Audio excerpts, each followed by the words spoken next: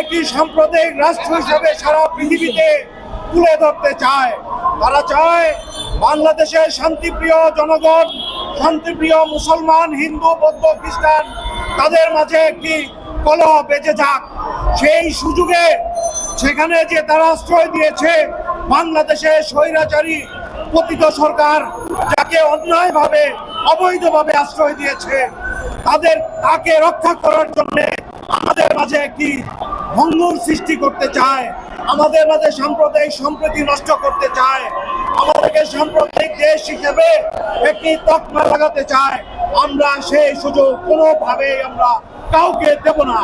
আমরা বাংলাদেশের এই আপামর জনসাধারণ, শান্তিপ্রিয় জনসাধারণ, বৌদ্ধ, খ্রিস্টান, হিন্দু, মুসলমান সকলেই সাম্প্রদায়িক সম্প্রীতি বজায় রেখে এত উস্কানির মাঝেও সুন্দরভাবে বসবাস করে আসছে।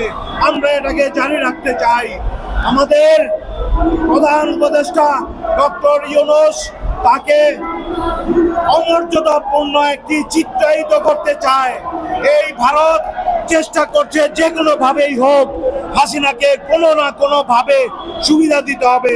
সেই জন্যে Bangladesh retired police officers association কল্যাণ সমিতি আজকে এই আগ্রাসনের বিরুদ্ধে, ভারতীয় আগ্রাসন সংবাদ মাধ্যমের মাধ্যমে, সামাজিক প্রচার মাধ্যমের মাধ্যমে যে আগ্রাসন সৃষ্টি করেছে, এটাকে প্রতিহত করতে চায় এবং প্রতিহত করার দাবি জানাচ্ছে।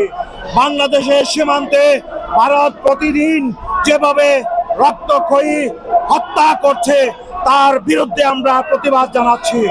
খনি সরকার মোদির কাছে আমরা এর জবাব চাই এবং পতিত সরকার শেখ হাসিনাকে কেন সেখানে অন্যায়ভাবে আশ্রয় দিয়েছে তার জবাব চাই।